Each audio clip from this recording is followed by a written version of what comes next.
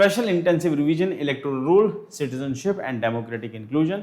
Recently supreme court की judgement में जो भी जजमेंट आई उसमें SIR को उन्होंने कहा कि ये ठीक है, इलेक्शन कमीशन का राइट है, वो ऐसा कर सकता है। सरकार अगर ऐसा कर रही है तो अल्टीमेटली वही डेमोक्रेसी को स्ट्रॉन्ग कर रही है। इसकी वजह से जो वोटर डिजर्व करते हैं उन्हीं को मिलना चाहिए। इलीगल जो इमिग्रेंट्स हैं उनको उससे बाहर होना चाहिए। जिनके अपने डॉक्यूमेंट जमा नहीं करा पाए उनको अगर इस बाहर किया जा रहा है, तो अगर बांग्लादेश इंडिया से निकल के बाहर जा रहे हैं तो इसमें पुलिस कुछ नहीं कर सकते। सरकार ने जो किया है वो ठीक है। इसका मतलब एक सेंस में सुप्रीम कोर्ट ने इसको ओके कहा है कि जो हो रहा है ठीक हो रहा है।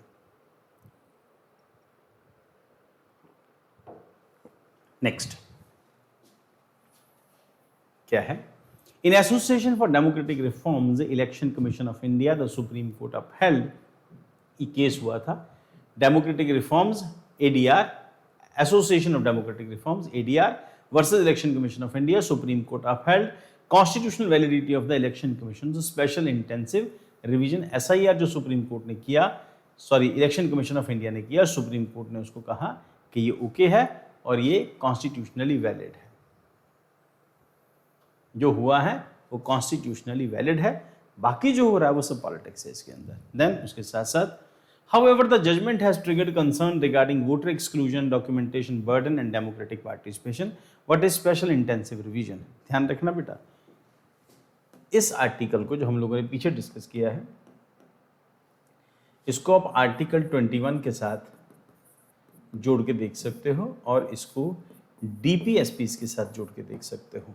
ध्यान रखना, जब आप फंडामेंट राइट करेंगे तो ये वाला सेक्शन आपको आर्टिकल 21 के साथ जोड़ के देखना है और उसके साथ साथ आपको DPSPs के साथ इसको जोड़ के पढ़ना है। इससे आपकी जो प्रिपरेशन है उसको नई डायरेक्शन मिलेगी और इसके साथ साथ इसको आपको सोशल इश्यूज़ के साथ जोड़ के पढ़ना है और governance, not social issues, governance के साथ आप इसको जोड़ के पढ़ना है। तो आपका आंसर जो है इस सेक्शन की जो प्रिपरेशन है आपको इन एरियाज़ में हेल्प करेगी, पेपर 1 में भी और पेपर 2 में भी। उसके साथ साथ एथिक्स में, गवर्नेंस के अंदर ये आपका हेल्प करेगा। उसके साथ साथ आपका इकोनॉमी का सेक्शन है उसमें भी आपको इसमें हेल्प रहेगी। गवर्नमेंट की स्पेंडिंग कितनी हो रही है, गवर्नमेंट क्या क्या खर्च कर रही है। पॉलिटी से जोड़ते हैं आर्टिकल 21 है, अगर आप इसको इकोनॉमी से जोड़ते हैं 2.5% ऑफ GDP है और अदरवाइज ये DPSPs का पार्ट है और साथ साथ ये गवर्नेंस का पार्ट है। आपको इसके साथ इस सेक्शन को जोड़ के पढ़ना है। चलो यहाँ पर हम लोग आ रहे हैं, तो इस सेक्शन को आपको फंडामेंट राइट तो नहीं कहेंगे क्योंकि ये को फंडामेंट राइट नहीं है। Right to vote is not a fundamental right, ये आपका कॉन्स्टिट्यूशनल राइट भी नहीं है, ये आपका स्टैट्यूटरी राइट है जिसके लिए RPA बना हुआ है, रिप्रेजेंटेशन ऑफ पीपल एक्ट है, उसके अकॉर्डिंगली आप वोट डालते हैं। हाँ, इलेक्शन कमीशन के प्रोविजंस को लेके आप इंडियन पॉलिटी के सेक्शन में इलेक्शन कमीशन से रिलेटेड जो न्यूज़ होगी आप उसको इसके साथ जोड़ के देख सकते हैं, इलेक्शन कमीशन को लेकर सुप्रीम कोर्ट की जजमेंट।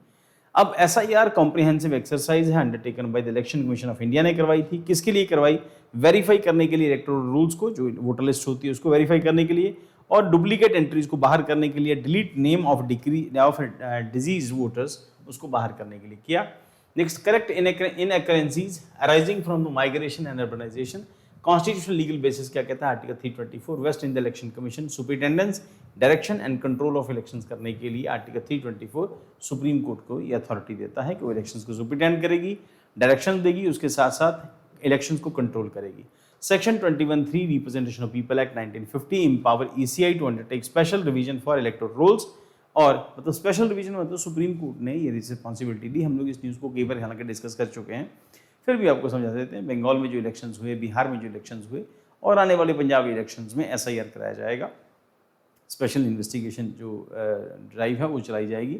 उसमें जो वोटर्स हैं उन सब से उनका जो डॉक्यूमेंटेशन है उसमें उन्होंने आधार कार्ड को बाहर कर दिया, उसमें वोटर लिस्ट में जो आपका जो वोटर कार्ड हुआ करता था उसको बाहर कर दिया और उसमें राशन कार्ड को भी कई जगहों पे बाहर किया। उन्होंने कहा कि आप अपने डॉक्यूमेंट्स लेके आओ, लीगली आप पहले क्या कब से वोटर हैं और आपके पास कौन कौन से डॉक्यूमेंट्स हैं, आप ज़मीन से जुड़े हैं, आपके स्कूल का सर्टिफिकेट, कॉलेज का सर्टिफिकेट, ये सब जोड़ने के बाद फिर उसको माना जा रहा है वो उसके पेरेंट्स को कि आप लीगल वोटर हैं कि नहीं।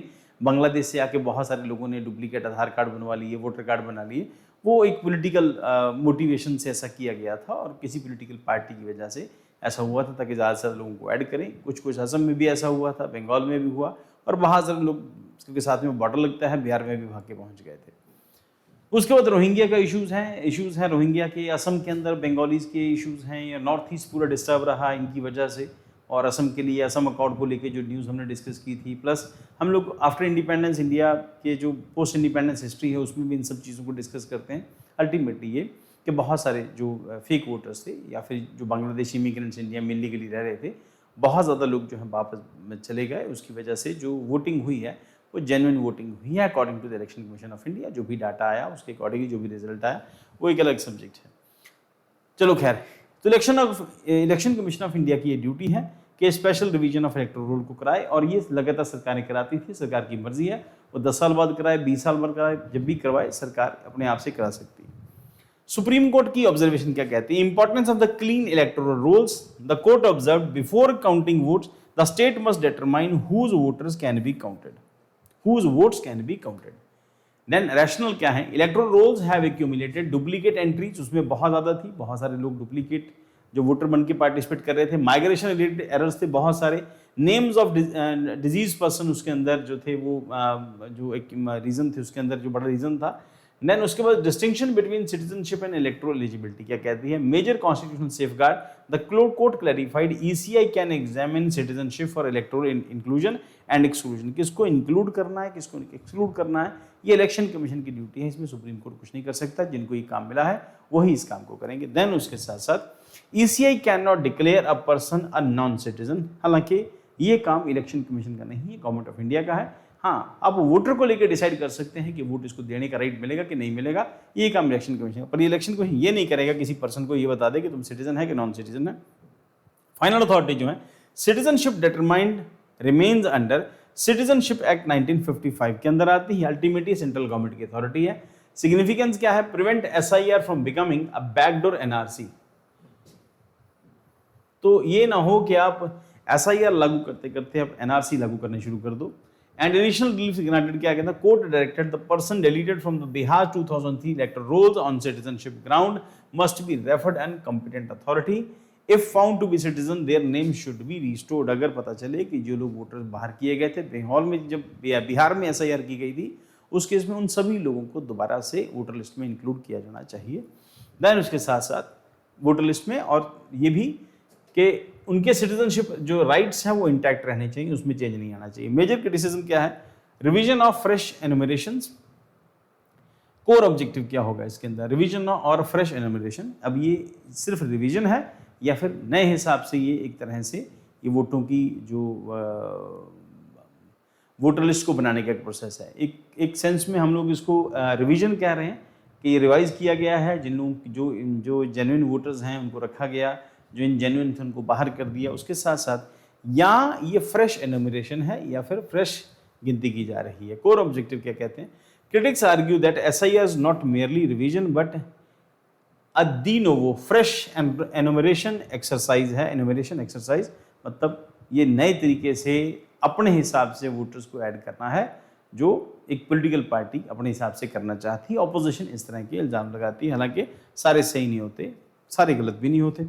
Electoral rolls had already undergone periodic revision and were used during 24th Lok Sabha elections में ये यूज हुए थे विदाउट मेजर डिस्प्यूट, को खास डिस्प्यूट नहीं हुआ था। देन उसके बाद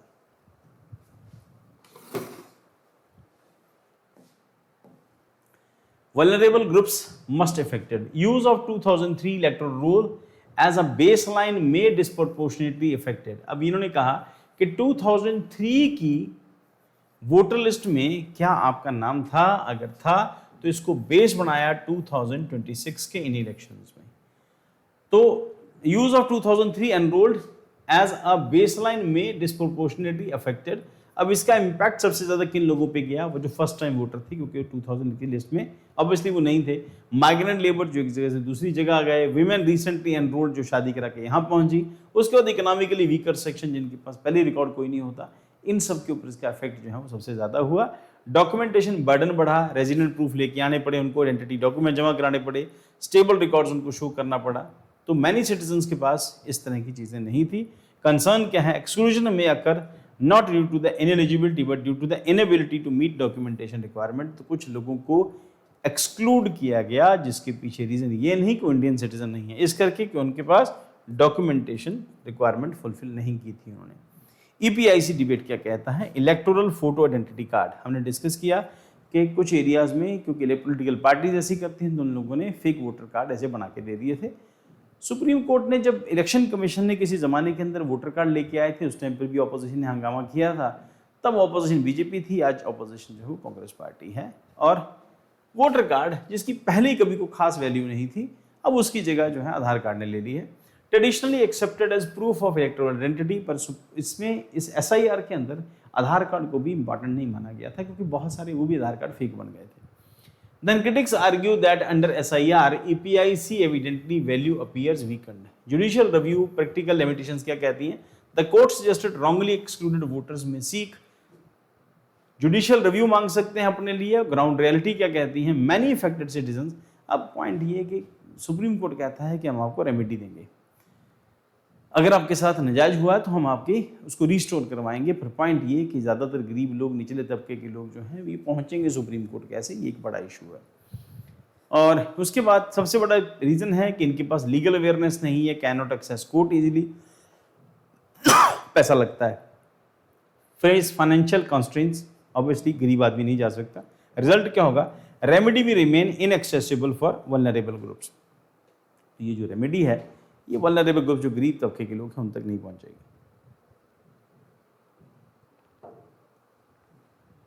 गरीब तबके के इन लोगों के अंदर बहुत सारा जो तबका है उसमें मुस्लिम्स आते हैं, तो उनके ऊपर सबसे ज़्यादा इफेक्ट हुआ, ना कि वो वोट बैंक भी था। फिर पॉइंट ये कि अगर आपके पास एक बार डॉक्यूमेंट पूरे हो गए फिर इसकी दोबारा ज़रूरत नहीं पड़ेगी। Next, administrative feasibility concern, the judgement require citizenship dispute to be resolve before election. से पहले ये जितने डिस्प्यूट्स हैं सब रिजॉल्व हो जाने चाहिए। देन कंसर्न के authorities may struggle to handle large scale deletion, verification request, appeal within limited time. Constitutional debate क्या कहती है? Electoral integrity, argument in favour of accurate voter list होनी चाहिए, फेक वोटर्स नहीं हो, प्रिवेंशन ऑफ डुप्लीकेशन होना चाहिए, strengthening democratic legitimacy, इससे स्ट्रेंथ होती है। इसी से पता चलता है कि कॉन्स्टिट्यूशन जिंदा है और इसी से पता चलता है कि कॉन्स्टिट्यूशनलिज्म जिंदा है।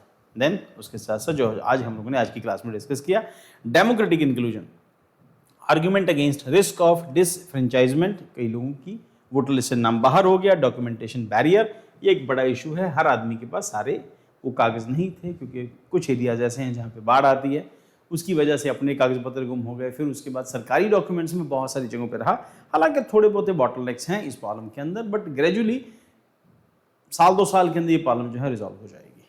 चलो खैर, burden on vulnerable citizens, point ये है कि ये जो एक्सरसाइज होती है इलेक्शन से पहले होती है और इलेक्शन से पहले कंप्लीट हो जानी चाहिए। फिर पॉलिटिकल पार्टीज का इंटरफेरेंस, बहुत सारे अदर फैक्टर्स होते हैं, इस करके इलेक्शन कमिश्नर सेंट्रल गवर्नमेंट के अंडर होने की वजह से थोड़ा इशू जो है पॉलिटिकल ज़्यादा हो जाता है, खासतौर पे जहाँ पर अपोजिशन पार्टी की सरकारें।